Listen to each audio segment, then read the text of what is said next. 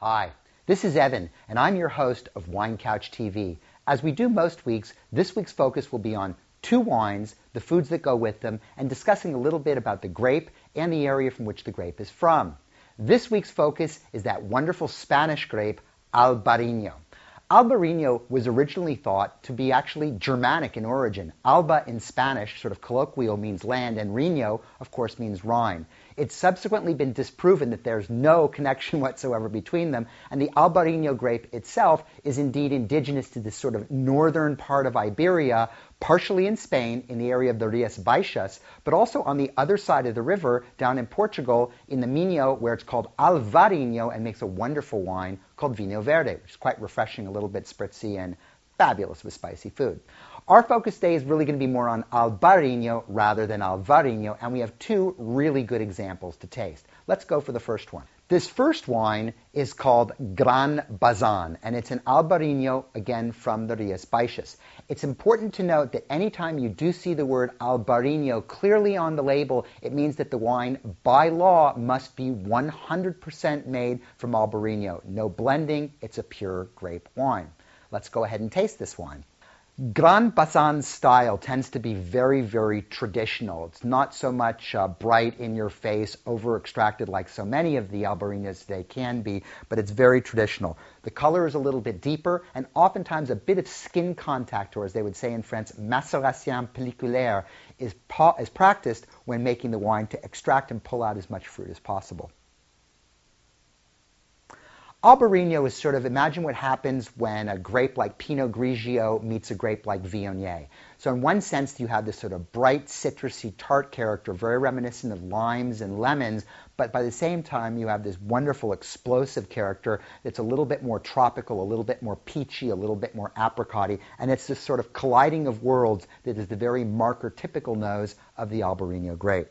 I don't get any oak here because oak is rarely used for the production of Albarino, except in certain proprietary styles, and I don't get a strong sense of terroir, as I might in some other European wines. Let's taste.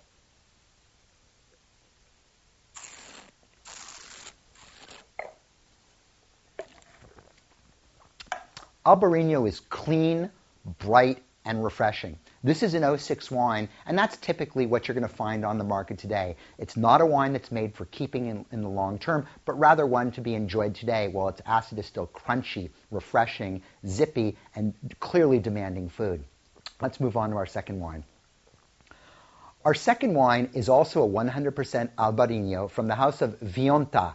And this is a house that you'll probably see. It's a label that might even be familiar to you because many restaurants and stores carry this wine. It's really a hallmark of the appellation.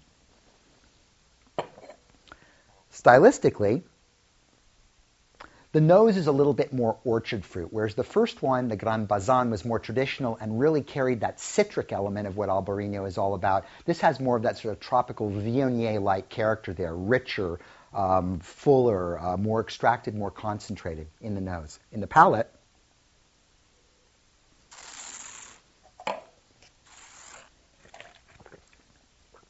the wine is still refreshing, zippy, and clean, but it has a little bit more roundness, a little bit more fat, if you will, on it. So it's not quite as hard and angular as the first wine. It has a little bit more texture and is a bit more refreshing. Two different Albarinos, two different styles, both, by the way, in more of that sort of premium price point at the lower end. So a little bit below $20, but not much probably in most retail stores.